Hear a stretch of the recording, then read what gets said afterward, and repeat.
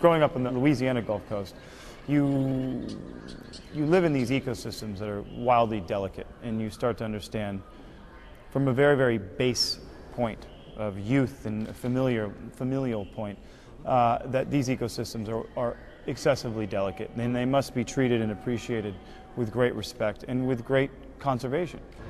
Cut to, I start this acting thing that's been doing okay, and realized, like what I said in the testimony, that realized that I was gaining a sort of an increasingly prominent platform in the American public, and sort of realized exactly what I needed to do. Good morning, Mr. Chairman. Chairman Fleming, ranking members of Sublime, members of the subcommittee. My name is Ian Sonderholder. I'm an actor and founder of the Nelson Mandela Foundation. In talking to people, especially young people around the country, I've found time and time again that the issue of species conservation is a particularly resonant one. People are very passionate, they're passionately attached to the creatures that have captured their attention and their imagination since childhood, and they're invested in doing whatever is necessary to protect them. Species conservation is beyond a doubt an issue that truly matters to the American public. By virtue of this youth component that is my fan base, the most underused, underappreciated group of people in the world, which is our youth. So if we can just educate them, you all of a sudden have this generational change.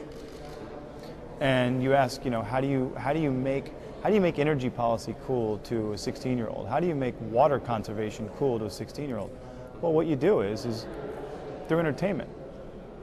You have, people in the pop culture world who are explaining this information to them, and all of a sudden they get it and they appreciate it.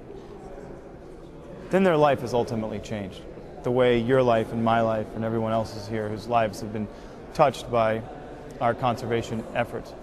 So it's a really, really cool thing that we're doing here. It's powerful. I think that is, again, luckily for us in this time in which we so need it, social media has come to save the day. You can divulge information, share a thought within a nanosecond, and millions of people see it.